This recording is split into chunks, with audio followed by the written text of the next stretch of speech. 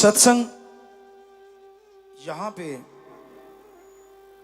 भगवान के नाम की चर्चा होती हो, यहां ईश्वर की प्राप्ति का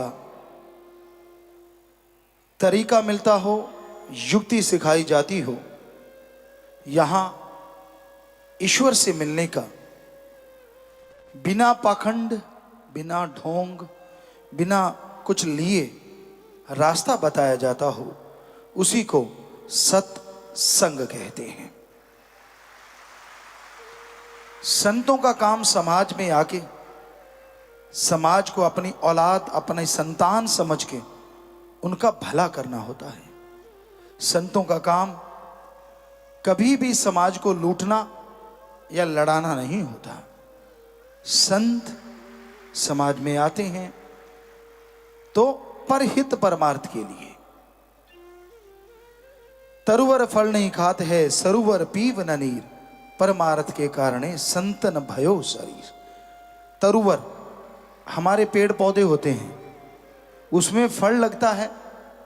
क्या आपने देखा है कि पेड़ पौधे खुद फल खाते हों?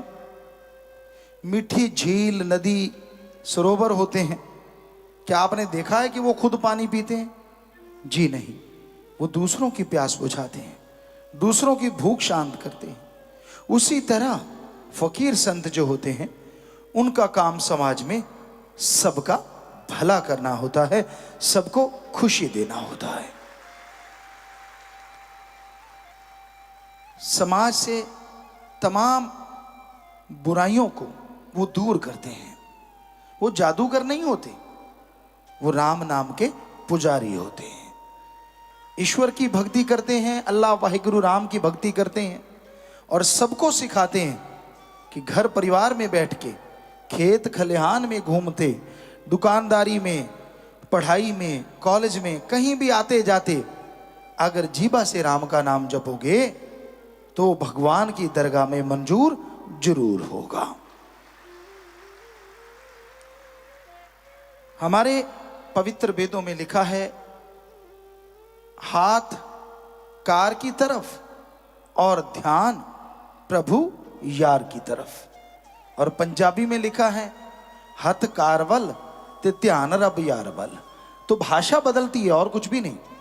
वही मतलब है कि हाथों पैरों से काम धंधा करते रहो और जीवा ख्यालों से राम का नाम जपते रहो। कर्म योगी भी बनो और ज्ञान जोगी भी बनो। काम धंधा भी करते रहो और राम का नाम भी जपते रहो।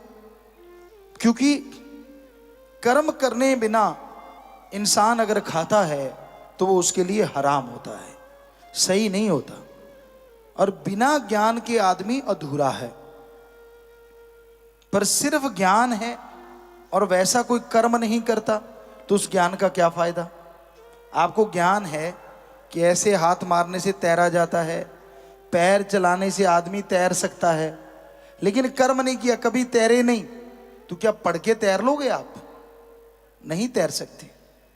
पहले सीखो कैसे तैरना है, वो ज्ञान है, और फिर तैरना करके देखो, वो कर्म है। तो हमारे हिंदू धर्म में लिखा है, कर्म योगी और ज्ञान जोगी बनो।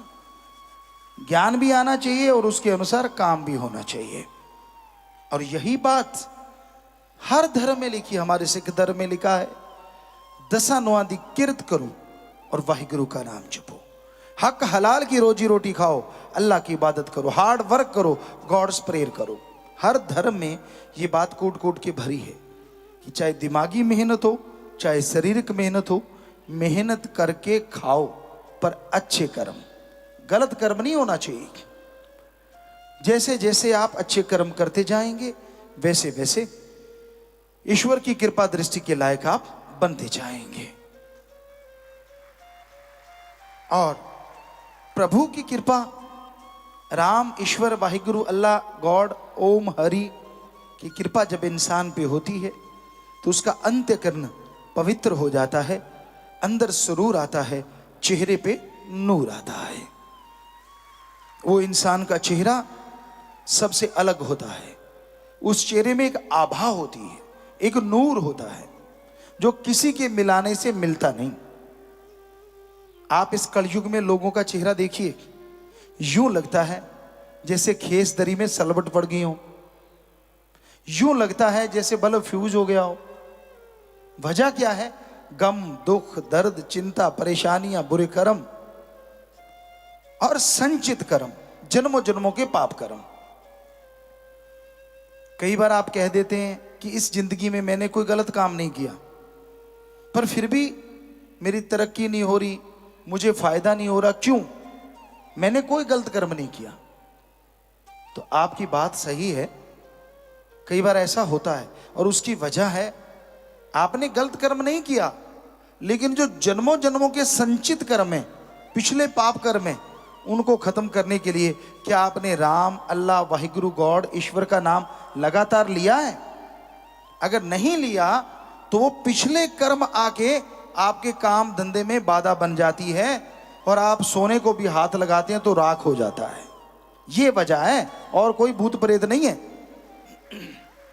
तो आप बस राम का नाम जप लो, 15 मिनट सुबह, 15 मिनट शाम को, वो कर्म बाधा दूर हो जाएगी और आपकी तरक्की दिन दुगनी रात चौगनी होती चली जाएगी, होती चली जाएगी।